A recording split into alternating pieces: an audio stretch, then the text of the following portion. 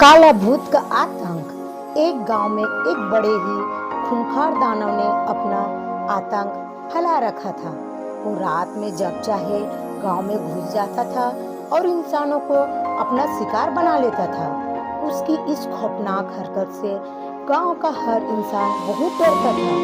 इसलिए उसके आतंक से छुटकारा पाने के लिए सारे गांव वाले इकट्ठे हुए। काफी देर तक बातचीत करने के बाद भी गांव वालों के पास कोई समाधान नहीं निकलता। उस विशाल दानव से लड़ने के लिए कोई भी सामने नहीं आ रहा था। दानव के सिर पर नाम से ही गांव वालों के बीच दहशत फैल जाती थी। इसलिए उससे टकराने की हिम्मत कोई भी जुटा नहीं पा रहा था। बिना किसी समाधान के ही सारे गांव वाले अपने अपने घर निकल जाती है। रोज की तरह खूंखार दानव गांव में आता है। उसकी आहट सुनते ही सब अपने अपने घरों के दरवाजे बंद करके छुप जाते हैं। दानव ताजा मांस की तलाश में गांव के चक्कर लगाने लगता है। तभी उसको इंसानी मांस की सुगंध आई। हा हा हा हा हा हा। इंसान की सुगंध सूंघते सूंघते दानव जंगल की ओर निकल जाता है। वहां जाकर वो देखता है, वाह! एक आदमी पेड़ के नीचे सो रहा है।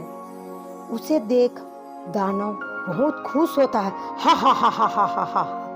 इतने में वो आदमी उड़ जाता है और अपने सामने इतने विशाल दानव को देखकर घबरा जाता है। मुझे छोड़ दो, कौन हो, मुझे छोड़ दो, और अपनी जान की भीख मांगने लगता है। थोड़ी देर बाद उसे अपने दादी के सिखाए गए मंत्रों की याद आती है, जिससे वो किसी की भी आंखों में जलन उत्पन्न कर सकता था। तभी उसने मंत्रों को इस्तेमाल करने की सोची।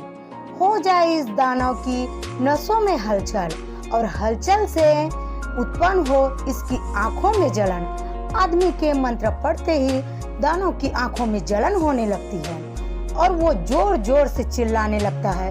उसकी आवाज गांव तक पहुंच जाती है और सभी गांव वाले डरते डरते जंगल में आ जाते हैं। जब वो सारे वहां पहुंचते हैं तो दानव की बुरी हालत देख वो सब हैरान हो जाते हैं। इतने में वो दानव वहां से दुम दबाकर भाग जाता है। तभी गांव वाले उस आदमी से उसके बारे में पूछते हैं, जिस पर वो कहता है, मैं व्यापार के लिए पास के ही गांव से आया हूँ। मैं शहर जा रहा था, रात बहुत हो गई थी, तो मैंने सोचा कि मैं यहाँ थोड़ा आराम कर लूँ, लेकिन ये खूंखार दानव यहाँ आ गया। ये सुनने के बाद गांव वालों ने उसे दानव को अकेले ही धूल चटाने का राज पूछा, जिस पर उसने बोला, आदमी बताता है, मेरी दादी एक तांत्रिक है। उन्होंने मुझे अपनी सुरक्षा करने के लिए छोटे मोटे मंत्र सिखाए हुए हैं। उसकी बदौलत आज मैं जिंदा हूँ। ये सब सुन गांव वालों ने उस आदमी से उनकी मदद करने की, जिस पर उस आदमी ने उन सब की मदद के लिए अपनी दादी को बुलाने का वादा किया। आदमी की बात सुनकर सभी गांव वाले बहुत ही खुश हुए। अगले ही दिन वो आदमी अपनी दादी को गांव में ले आता है। गांव वालों सारी बातें सुन दादी ने बोला, दादी कहती है, आप सबको आज रात को मिलकर एक बड़ा यज्ञ करना पड़ेगा। उस यज्ञ को करने पर उस दानव की ताकतें कम हो जाएगी।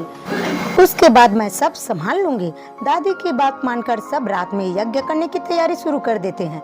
रात होते ही खूंखार दानव बदला लेने के लिए फिर से गांव में आता है। सबको एक साथ देख वो बहुत खुश होता है और सोचता है कि आज इन सब का काम तमाम करूंगा।